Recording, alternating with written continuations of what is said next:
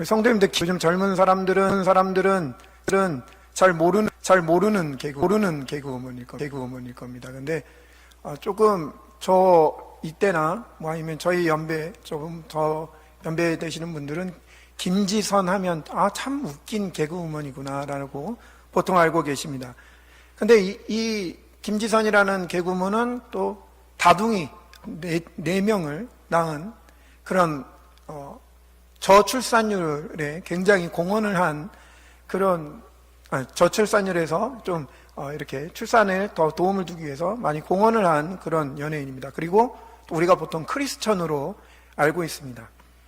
근데 이 개그우먼이 CBS 기독교 방송에 나와서 여러 가지 이제 프로그램에서 이야기를 하는 중에 자신의 가정에 14년 동안 이렇게 아이들을 돌봐오신 그 베이비시터 분이 계셨다고 합니다. 근데 이제 그분이 요 근래 이제 그만두게 되시게 된 겁니다. 근데 이제 그만두시면서 이 베이비시터 하신 분이 김지선 씨에게 얘기를 했다고 합니다. 김지선 씨, 나는 당신이 교회를 다니기 때문에 나는 교회 다니기 싫다. 나는 그래서 교회 안 가기로 다짐했다라고 얘기를 하는 겁니다. 글쎄요, 제가 알고 있는 김지선이라는 개그우먼은 참 쾌활하고 또 똑똑하고 또 그리고 방송으로 이렇게 화면을 볼 때마다 참 사람이 좋은 사람이구나 라는 느낌을 참 많이 받았습니다. 그리고 뭐 아까도 말씀드렸지만 무슨 다둥이고 그리고 여러 가지 부분에서 참 좋은 이미지를 많은 사람들에게 끼치고 크리스찬으로서 또 좋은 이미지를 끼치는 것을 봤습니다.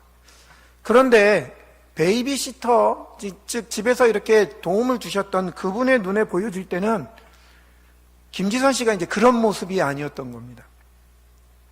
자, 그렇다면 김지선 씨의 진짜 모습은 뭘까요? 어떤 모습이 그분의 진짜 모습일까요? 제가 알고 있듯이 많은 사람들에게 정말 유익하게 하고 또 똑똑하고 재치 있고 또 여러 가지 아주 긍정적인 부분들을 나타내는 그 모습이 그 사람의 모습인가요? 아니면 아까 말씀드렸듯이 14년 동안 같이 있으면서 여러 가지 이야기를 그리고 여러 가지 상황을 판단한 그 베이비시터, 그분의 말이 그분이 알고 있는 그 김지선 씨가 정말 그 김지선 씨일까요? 여기에 서 있는 저도 마찬가지라고 생각을 합니다. 우리 성도님들께서 참 부족하고 참 어떻게 보면 여러 가지로 참 흠이 많은데도 불구하고 그래도 잘 봐주셔서 뭐 저 스스로 착각하는 걸 수도 있겠지만 잘 봐주셔서 그래도 그나마 참 좋은 모습으로 여러분들 앞에 설 수 있다고 생각을 합니다. 그런데 또 한편으로는 어떤 분들은 또 속으로 겉으로 이렇게 표현하지는 못하시지만 드러내놓고 말씀을 못하시지만 속으로는 뭐 저래? 또는 너무한 거 아니야? 그렇게 아마 속으로 말씀하시는 분도 계실 겁니다. 그렇다면 저는 어떤 것이 저의 진정한 모습일까요? 여러분들 앞에서 그래도 괜찮은 사람, 뭐 그렇게 생각하시는 분들이 많으실지 모르겠지만 괜찮은 사람, 그래도 열심히 하는 사람, 그렇게 비춰지는 그 모습이 저의 모습일까요? 아니면 많은 분들이 속으로 얘기하시는 뭐 저래 하는 모습이 저의 모습일까요? 사실은 두 가지 다 저의 모습입니다. 이 두 가지를 다 가지고 있는 게 저입니다. 근데 이게 나라는 것을 인정하지 못하기 때문에 문제가 오게 되어지는 것입니다. 사도 바울은 로마서 7장 21절에 다음과 같이 이야기를 하고 있습니다. 로마서 7장 21절을 우리 같이 한번 읽도록 하겠습니다. 같이 읽어보겠습니다. 그러므로 내가 한 법을 깨달았노니 곧 선을 행하기 원하는 나에게 악이 함께 있는 것이로다. 선을 행하기 원하는 내가 있다라는 겁니다. 그리고 선을 행하기 원하는 나만 있는 게 아니라 악이 함께하는 나도 공존하고 있다라는 겁니다. 내 안에 두 가지의 모습이 지금 나타나고 있다는 겁니다. 우리는 때로는 나도 모르는, 어디서 나오는지도 모르는 근거 없는 이 자존심, 자신감에 빠지게 됩니다. 나 정도면 어디 가서도 통하지. 그렇죠? 그러다가 갑자기 또 돌변합니다. 갑자기 내 자신이 한없이 내 자존감이 떨어집니다. 이런 내가 무엇을.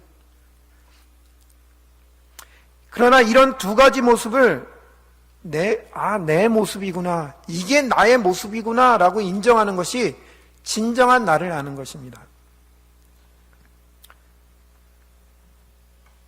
배우, 아까 말씀드렸던 개그우먼 김지선 씨, 그리고 베이비시터, 과연 누가 그러면 잘못 알고 있는 걸까요? 둘 다 잘못 알고 있는 겁니다. 방금 우리가 읽은 로마서 7장 14절에 그 바울처럼 내 안에 선을 행하기를 원하는 내가 있고, 또 그의 반면에 악이 함께하고 있는 내가 있다라는 것을 모르고 있는 바로 김지선, 그 개그우먼의 오류입니다. 그뿐만 아니라 내가 원하는 그 기준, 그 한 가지의 기준만을, 그 기준에 그 모습만을 놓고 주장하는 그 베이비시터, 그분에 대한 그 오류이며 그분에 대한 잘못도 있습니다. 그 김지선 씨를 보면서 베이비시터 아마 그렇게 얘기를 했을 겁니다. 평상시에 엄마가 되어서 자식을 넷이나 낳았으면 아이들 잘 키워야지. 여자가 나가서 얼마나 번다고 그렇게 밤새도록 쏘아다니고 이래 다니고 저래 다니고 그러면서 집안에 있는 일은 나한테 다 시키고, 자기는 방송에 나가서 정말 이쁜 모습, 좋은 모습만, 내가 저런 사람 때문에 교회 안 나갈 거야. 사실은 김지선 씨를 얘기하는 게 아니라 나에게 부족한 부분, 내가 억울했던 부분, 내가 생각할 때 이건 아니다라고 얘기하는, 불합리하다라고 얘기하는 그 부분을 얘기하고 싶은 것일 겁니다. 근데 그게 틀린 말이 아닙니다. 그거는 맞는 말입니다. 엄마가 되면 엄마로, 물론 엄마뿐만 아니라 아버지도 마찬가지겠지만요, 엄마로서 자식을 위해서 온 정성을 다하고 온 힘을 다하고 물론 헌신하지 않더라도 수고하는 것은 지극히 당연한 것입니다. 우리 성도님들이 다 그렇게 해오셨듯이 그렇게 하는 게 당연한 것입니다. 그런데 그거는 상대방의 입장을 전혀 고려하지 않은 상태에서 하는 말입니다. 왜 그렇게 해야 될지 거기에 대해서 그에게 한 번도 물어보지 않고, 그에 대해서 이해하려고 하지도 않고 행하는 그런 말입니다. 세상 사람들은 충분히 그렇게 말을 할 수가 있습니다. 왜냐하면 세상에선 그렇게 말하도록 교육을 받았기 때문입니다. 나에게 불합리하고 나에게 손해를 끼칠 것 같으면 강하게 부정하게끔 그렇게 교육을 받았습니다. 그리고 거기에 대해서는 절대적으로 완강히 거부하게끔 그렇게 주장하도록 그렇게 교육되어 왔습니다. 우리가 정치를 보면 잘 알 수 있습니다. 정말 그 일이 국가를 위한 일이고 국민을 위한 일이라면 야 따질 것 없이 그 일을 위해서 정말 열심을 다해야 하지 않겠습니까? 그런데 정권이 바뀌고, 그리고 자기네들이 여가 야로 바뀌고 야가 여로 바뀌면 그 전에 자기들이 이야기했던, 자기들이 그렇게 얘기했던 부분은 아무것도 없어집니다. 그리고 어떻게 얘기합니까? 무조건 반대합니다. 반댈세. 왜냐하면 그게 자기들의 당에, 그리고 자기 자신에게 손해가 되기 때문입니다. 그래서 억지 주장합니다. 저희가 그런 모습을 보면 저거 너무 억지 아니야? 그런데도 소용없습니다. 왜냐하면 그렇게 했다가는 우리가 손해이기 때문에, 그렇게 했다는 자기 자신이 손해이기 때문에, 그래서 그렇게 억지를 펴서라도 그 부분을 안 하려고, 막으려고 하는 것입니다. 경제도 마찬가지입니다. 경제는 사실적으로 이익을 기반으로 하기 때문에 당연히 그럴 수밖에 없습니다. 경제에서 내가 손해를 보면서 남을 치켜 세워줄 필요가 없지 않습니까? 그렇게 하면 바보인 거죠. 바보라는 소리를 들을 수밖에 없습니다. 그렇죠? 또 세상은 우리 기독교에 대한 나름대로의 그런 식견이 있습니다. 나름대로 기독교에 대한 인식이 있습니다. 그래서 기독교인은 무조건 참아야 된다. 기독교인은 무조건 정직해야 된다. 기독교인은 무조건 남을 위해야 한다. 그런 여러 가지 수식어를 갖다 붙입니다. 김지선 씨가 너무 속상한 겁니다. 그래서 당시 가정 일을 도와주시려고 어떤 이제 교회 권사님이 이제 와 계셨다고 합니다. 그래서 그분께 이제 상황을 설명하고 그리고 이제 조언을 드리려고 이렇게 말씀을 드렸더니 그 권사님이 이제 하시는 말씀이 당신이 똑똑하고 사리분별이 분명해서 하나님이 오신 것이 아니다. 당신이 부족하고 연약하고 모자라서 하나님이 하나님의 아들을 보내신 것이다. 그래서 그분이 십자가에서 모든 것을 끝내셨다. 너무 근심하지 말아라. 너무 고민하지 말라. 그리고 이제부터는 우리가 정말 그 은혜를 붙잡고 살면 되지 않겠냐. 다시 시작하자. 참 좋은 사람을 만난 것 같습니다. 네. 그래서 김지선 씨가 다짐하듯이 기도를 했다고 합니다. 주님 저는 죄인입니다. 나의 부족함으로 인해 한 영혼이 주께로 나올 수 있는 기회를 잃었을 수도 있습니다. 그러나 저는 그분을 위해서 계속해서 기도하겠습니다. 그리고 앞으로 정말 주를 믿는 자로 그렇게 살아가겠습니다. 세상 사람들의 눈에 볼 때 우리는 정말 연약해 보입니다. 그리고 어떻게 보면 그들이 원하는 그 기대에 못 미치는 그런 사람일 수도 있습니다. 그리고 실수투성이인 그런 모습들이 또 보여지는 것, 그게 어떻게 보면 사실일 수도 있습니다. 그런데 그런 나를 위해서 그리스도께서 오신 것입니다. 예수께서 십자가에 죽으시고 다 끝내셨습니다. 이 사실을 아는 사람과 모르는 사람은 정말 천지가 차이 나는 것과 같은 큰 차이가 나는 것입니다. 이게 하나님이 만드신 진정한 나를 아는 것입니다. 그리스도께서 다 끝내셨구나. 나에 대한 분명한 인지를 하고 있어야 되는 겁니다. 내 안에 선한 것을 행하기를 원하는 나도 있구나. 그러나 악이 함께하는 나도 있구나. 그런데 그리스도께서 다 끝내셨구나. 우리는 그냥 가만히 놔두면 나도 모르게 남의 그런 잘잘못을 얘기할 수밖에 없습니다. 의도하지도 않았는데 나도 모르게 튀어나옵니다. 어떻게 저럴 수 있냐. 내 상식적으로 생각하면 목사면 저러면 안 돼. 맞는 말입니다. 그런데 그거는 내 상식이 기준이었을 때의 이야기입니다. 하나님이 기준일 때는 다릅니다. 도덕적으로 생각해보자. 도리적으로 한번 생각을 해보자. 그죠? 도덕적이고 도리적으로는 맞을 수 있습니다. 그러나 하나님의 기준으로 볼 때는 아닙니다. 사람의 기준이 도덕이고 도리일 것입니다. 저는 앞에 그 이야기를 들으면서 조금 아쉬운 부분이 있었습니다. 김지선 씨에 대한 이야기입니다. 만약에 김지선 씨가 다음과 같은 그런 고백을 했다면 그 사람 베이비시터가 어떻게 생각을 했을까라는 생각을 해봤습니다. 그래요. 여사님 말이 맞아요. 전 참 나쁜 사람이에요. 그래서 예수님께서 나를 위해서 죽으셨어요. 나를 위해서 죽으신 것도 모자라, 정말 모자라고 부족한 나를 위해서 다시 살아나셨어요. 그래서 모자라고 부족한 나를 위해서 다시 살아나신 그 주님이 뭐라 그러시냐면 나를 의롭다고 하셨어요. 이렇게 부족하고 연약한 나를 위해서 죽으시고 나를 위해서 다시 살아나시고 나를 의롭다고 하신 그 주님이라면 나보다 고귀하고 나보다 더 현명하신 우리 여사님을 위해서면 충분히 하나님은 더 쉽게 당신의 주인이 되어주실 수 있으세요. 그러니까 예수님을 믿으세요. 아마 다른 일이 일어나지 않았을까라는 생각을 해봅니다. 사도 바울은 사도행전 22장에서 자기 자신에 대해서 소개를 하는데, 자기 자신을 대단한 집안, 길리기아 5사람이라고 얘기를 합니다. 그리고 베냐민 지파 사람이라고 얘기합니다. 그러니까 섞이지 않은 사람이다라는 겁니다. 그러면서 나는 뛰어난 학자였던, 당시에 뛰어난 학자였던 가말리엘이라는 학자 밑에 제자였다라고 얘기를 합니다. 그리고 유대 공회는 즉 얘기하면 우리 장로님들과 같이 연세 드신 분들이 주축을 이루는 그런 곳입니다.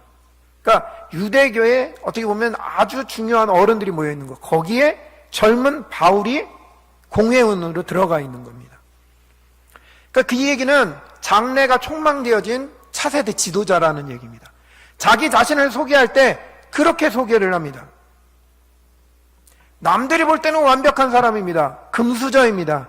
그리고 남들이 볼 때는 탄탄대로를 걸어갈 수 있는 그런 사람입니다. 그런데 그 바울에게 예수님은 필요 없는 사람입니다. 하나님은 알았습니다. 어렸을 때부터 하나님을 알도록 그렇게 자라왔습니다.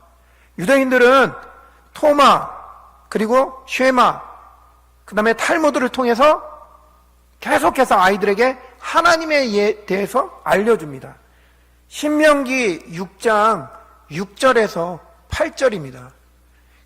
6절에 보면 그렇게 얘기하고 있습니다. 오늘 내가 네게 명하는 이 말씀을 너는 마음에 새기고 네 자녀에게 부지런히 가르치며 집에 앉았을 때든지 길을 갈 때든지 누워있을 때든지 일어날 때든지 이 말씀을 강론할 것이며 너는 또 그것을 네 손목에 매어 기호를 삼으며 네 미간에 붙여 표를 삼고. 말씀이라고 하는 부분을 어떻게 이해를 했냐면요, 율법이구나.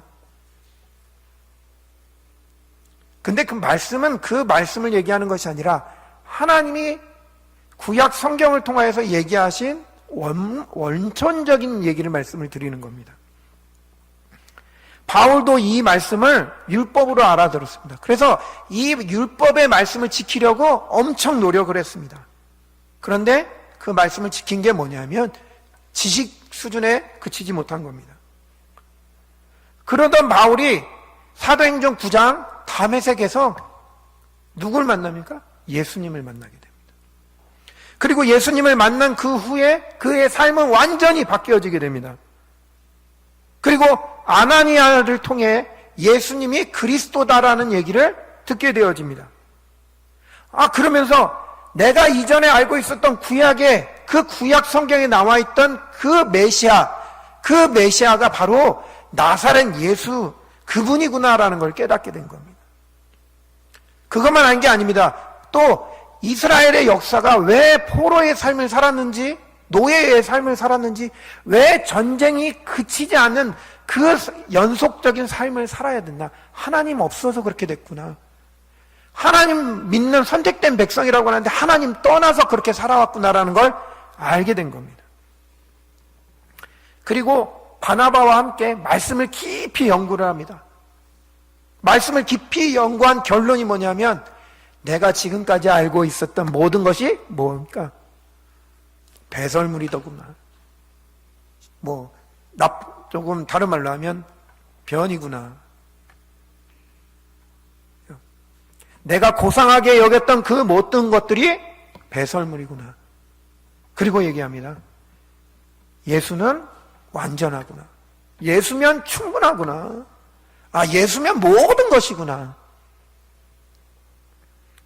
우리 대곡교회 성도님들, 우리가 가지고 있는 이 고상함 중요합니다. 그러나 예수는 모든 것입니다. 예수만이 완전하신 것입니다. 예수만 충분한 겁니다. 이 고백이 이루어지는 우리 성도님들 되시기 바랍니다. 그리고 그걸 깨달은 바울이 자신의 소명을 깨닫게 되었습니다. 사도행전 9장 15절입니다. 화면에, 사도행전 9장 15절, 주께서 이르시되 가라, 이 사람은 내 이름을 이방인과 임금들과 이스라엘 자손들에게 전하기 위하여 택한 나의 그릇이라. 예수 믿는다고 잡아다가 죽이고 예수 믿는다고 잡아다가 돌 던져가지고 그 사람 그렇게 못된 짓을 했던 그런 이 바울이 이방인과 임금들과 이스라엘 자손들에게 이 예수를 전달하기 위해서 택한 사람이었다니.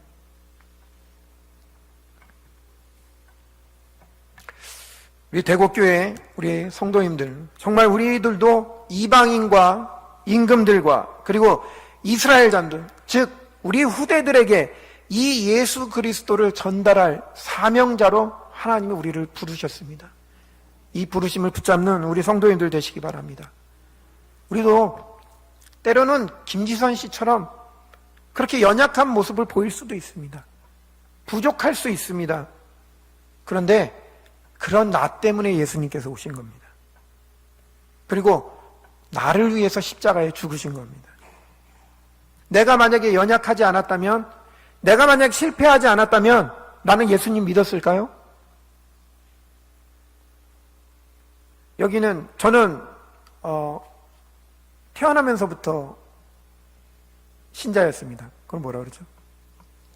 예, 못된 신앙입니다. 네. 그러면은 저는 여기 말하는 것과 좀 틀린 거네요? 아닙니다. 그냥 다녔죠. 그냥 다니다가 예수님을 정말 인격적으로 맞아들인 때가 있습니다. 그죠? 내가 만약에 내 의지로, 내 잘남으로 내가 교회를 선택하고 내가 예수님을 선택했다? 절대 그럴 수 없습니다. 우리가 연약했기 때문에, 우리가 실패했기 때문에 예수를 선택했습니다. 사람은 누구나 자기 자신을 위해서 살 뿐이지 하나님의 말씀을 믿을 수가 없습니다.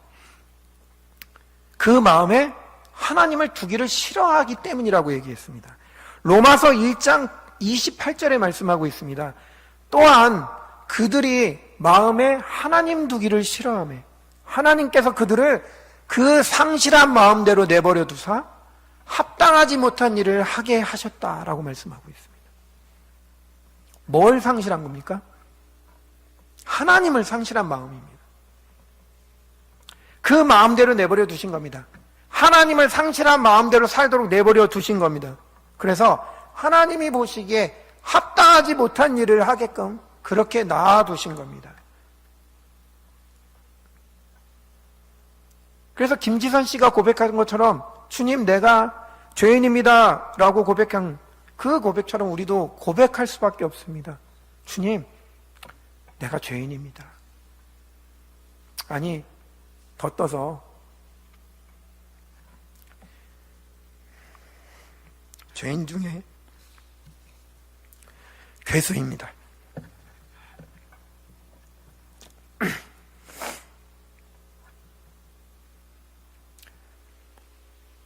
죄를 지어서 죄인이라는 게 아닙니다. 육으로는 죄에 안 줄 수도 있죠. 우리 장로님들이나 우리 권사님들 정말 법 없이도 사실 분들이 있으잖아요. 그런데 그렇게 육신으로 지어지는 죄를 얘기하는 것이 아니라 우리는 이미 태어날 때부터 죄의 속성을 가지고 태어날 수밖에 없는 것입니다. 그렇기 때문에 죄인이라는 겁니다. 로마서 7장 15절부터 한번 같이 보겠습니다. 이 말씀은 누가 얘기하는 거냐면요, 당대 정말 말씀 전하는 가장 중요한 사역자인 사도 바울이 얘기한 겁니다. 15절입니다. 내가 행하는 것을 내가 알지 못하노니 곧 내가 원하는 것은 행하지 아니하고 도리어 미워하는 것을 행함이라. 만일 내가 원하지 아니하는 그것을 행하면 내가 이로써 율법이 선한 것을 시인하노니 이제는 그것을 행하는 자가 내가 아니요 내 속에 죄니라. 우리는 이미 속성적으로 내 안에 깊이 죄의 속성을 가지고 있다라는 겁니다. 그래서 원치 않는데도 불구하고 원하지 않는 그 일을 하고 있다라는 겁니다. 근데 그 일을 행하는 게 누굽니까? 내가 아니라 내 속에 있는 죄니라. 죄의 속성이 남아있어서 그 죄의 속성으로 인해서 계속해서 그것들이 나온다는 겁니다. 내 안에 또 다른 나가 있다는 겁니다. 그걸 기억해야 됩니다. 내가 예수 믿는데 내가 왜 이러지? 예수 믿어도 내 안에 죄의 속성이 남아있기 때문입니다. 7장 18절입니다. 같이 읽겠습니다. 내 속 곧 내 육신에 선한 것이 거하지 아니하는 줄을 아노니 원함은 내게 있으나 선을 행하는 것. 그죠? 우리 얼마나 원합니까? 선을 행하고 싶어요. 제발 좀 선 좀 행하면서 살고 싶어요. 근데 선을 행할 그 능력은 내게 없습니다. 그래서 로마서 7장 24절에 다음과 같이 말씀하고 있습니다. 오호라 나는 공고한 사람이로다. 이 사망의 몸에서 누가 나를 건져내랴. 이게 사도 바울이 고백한 겁니다. 오호라 나는 공고한 사람이로다. 고나고 고통 속에 있는 사람이로다. 이 사망의 몸에서 누가 날 건져낼 수 있겠냐라는. 육신으로는 그 무엇도 해결할 수 없다라는 겁니다. 죄의 속성을 가진 우리는 이 우리의 사망의 몸에서 결코 벗어날 수 없다라는 겁니다. 전혀 희망이 없네요. 오늘 말씀하신 대로, 오늘 오전에 말씀하신 대로 믿음에 근거한 낙관주의가 안 보이죠. 25절에 그래서 사도 바울이 얘기를 합니다. 우리 주 예수 그리스도로 말미암아 하나님께 감사하리로다. 그런즉 내 자신이 마음으로는 하나님의 법을, 육신으로는 죄의 법을 섬기노라. 내 마음으로는 하나님의 법을 섬기고 육신으로는 죄의 법을 섬기는 게 그게 하나님께 감사할 일입니까? 그거 감사할 일 아니잖아요. 우리는 그렇게 알고 있지 않습니까? 내 마음으로는 하나님의 법을 섬기기를 원하고 내 육신으로는 죄의 법 아래 있는 것, 이게 하나님께 감사할 일입니까?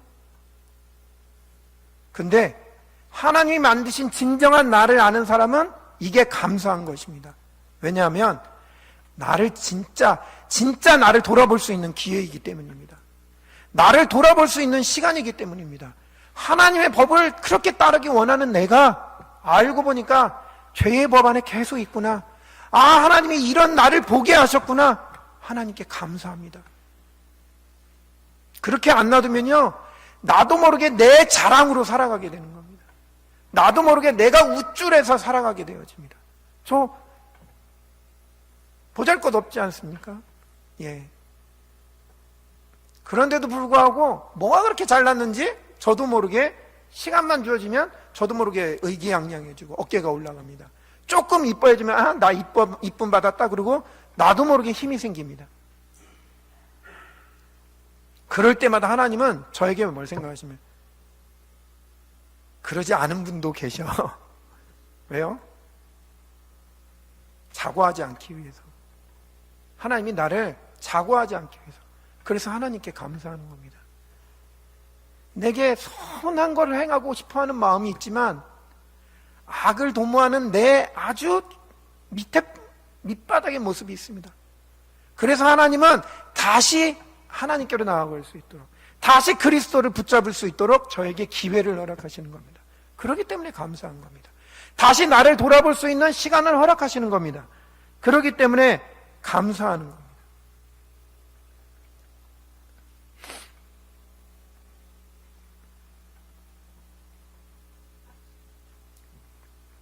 이 또 다른 기회, 이 나를 발견할 수 있는 기회와 시간을 가진 사람이 오늘 본문의 말씀을 붙잡을 수가 있는 겁니다. 오늘의 이 본문의 말씀, 로마서 8장 1절과 2절의 말씀이 답이 되어지는 것입니다. 우리 8장 1절의 말씀 같이 읽겠습니다. 그러므로 이제 그리스도 예수 안에 있는 자에게는 결코 정죄함이 없나니. 아멘. 감사하게 예수 그리스도 안에 있는 자에게는 다시는 죄의 속성으로 말미암아 일어나는 일들이 없다는 겁니다. 우리는 이제 죄의 속성 안에 있는 것이 아니라 어디 안에 있는 겁니까? 예수 그리스도 안에 있는 겁니다. 왜 예수 그리스도 안에 있으면 정죄함, 죄의 속성으로 인해서 평가받았던 그 모든 것이 다 끝나버립니까? 왜 그러냐면요, 예수님이 마지막에 하신 말씀 때문입니다. 요한복음 19장 30절의 말씀입니다. 우리가 보통 사람이 죽으면서 마지막에 하는 말을 뭐라 그러죠? 유언이라고 얘기를 합니다. 유언과 같다라고 얘기를 합니다. 유언은 아닐지는 모르겠지만. 근데 세상을 떠나는 모든 사람들이 세상을 눈 감는 그 순간 마지막으로 하는 말을 메롱 그러면서 하시는 분은 없을 거예요. 뻥이야 그러는 사람은 없을 겁니다. 다 뭘 얘기합니까? 내 마음속에 있는 진실함을 얘기합니다. 정직함을 얘기합니다. 요한복음 19장 30절을 한번 같이 읽겠습니다. 예수께서 신 포도주를 받으신 후에 이르시되 다 이루었다 하시고 머리를 숙이니 영원히 떠나가사. 예수님이 마지막 유언처럼 하신 말씀이 뭡니까? 다 이루었다라는 겁니다. 여기서 다 이루었다라는 말씀은 행위적으로 다 이루었다는 게 아니라 상태적으로 다 이루었다라는 겁니다. 우리의 죄된 모든 상태, 우리의 죄를 가지고 있는 우리의 모든 것들을 언제? 오늘? 아닙니다. 과거, 현재, 먼 미래의 모든 것을 다 이루어버리신 겁니다. 그건 우리뿐만이 아니라 우리 후대에게도 마찬가지입니다. 우리의 후대에 지난번에 지은 죄, 그리고 오늘도 짓고 있는 그 죄, 그리고 앞으로 지어질 그 모든 죄까지 이미 예수 그리스도께서 십자가에서 죽으심으로 완전히 다 이루었다. 이 사실을 믿는 우리 성도인들 되시기 바랍니다. 그래서 예수 그리스도가 과거, 현재, 미래에 대한 응답이며 축복, 그리고 확신으로 붙잡는 우리 성도인 되시기 바랍니다. 마지막 로마서 8장 2절입니다. 이는 그리스도 예수 안에 있는 생명의 성령의 법이 죄와 사망의 법에서 너를 해방하였습니다. 그뿐만이 아닙니다. 우리를 생명의 성령의 법으로 죄와 사망의 법에서 완전히 해방시키셨습니다. 우리가 세상에 살아야 되는 이유가 뭘까요? 하나님이 우리를 세상에 살게 하셨기 때문입니다. 불교나 천주교의 어떤 수도사들처럼 산속에 들어가서 그냥 너희들끼리 그냥 지지고 볶고 너희들끼리 그냥 쿵짝쿵짝하고 잘 살아. 그게 아닙니다. 오히려 우리에게는 너희는 온 천하에 가서 만민에게 복음을 전파하라라고 말씀하셨습니다. 마태복음 28장 18절에서 20절, 그죠? 지난주일 오후 설교에 그 말씀처럼 5가지 축복. 가서 제자 삼고 가르치고 세례를 주고 증인되게 하시는 그 축복을 주신 것입니다. 그런데 우리가 살아가다 보면 세상과 좀 비슷하게도 살아갑니다. 나도 모르게 세상에 하는 일을 서슴없이 그냥 나도 모르게 행하고 있는, 세상에 하는 그 말 똑같이 나도 하고 있는 그 모습을 발견할 때가 있습니다. 그래서 세상에 손가락질 받고 야유받을 그런 일도 때로는 또 나올 수도 있습니다. 연약한 우리, 바울과 같이 선한 것을 사모하지만 원치 않는 것을 행하고 있는 우리, 그런 우리의 모습. 그런데 그런 우리를 사랑하셔서 독생자를 보내시고 독생자를 아끼지 않고 십자가에 죽게 하셔서 우리의 영원한 보증이 되어주시고 또 우리의 영원한 확증이 되어주셨습니다. 이 대속의 은혜를 우리에게 주셨습니다. 그렇기 때문에 우리는 하나님을 아는 진정한 나를 찾은 사람입니다. 철학이 이야기하는 네 자신을 알라가 아니라 하나님이 만드신 진정한 나를 아는 겁니다. 내 속에 선한 것만 존재하는 게 아니라 악을 도모하는 그것도 존재합니다. 그러나 그런 나를 위해서 하나님이 오셨습니다. 하나님이 오셔서 십자가에 죽으시고 또 하나님이 죽으실 뿐만 아니라 부활하셔서 나의 영원한 자랑이 되어주셨습니다. 그리고 영원히 생명의 성령의 법으로 나를 해방케 하시고 성령으로 나와 함께 하신다고 약속을 하신 것입니다. 이 은혜 속에 있는 우리 대곡교회 모든 성도님들 되시기를 예수 그리스도의 이름으로 축원합니다. 하나님이 만드신 진정한 나를 찾는 우리 대곡교회 모든 성도님들 되시기를 축원합니다. 같이 기도하겠습니다. 사랑의 하나님, 예수 그리스도 안에서 진정한 나를 찾게 하신 하나님께 감사드립니다. 연약한 이 나의 모습을 인정합니다. 그리고 그리스도 안에서 정죄함이 끝난 나도 인정합니다. 우리가 살아가는 모든 삶에서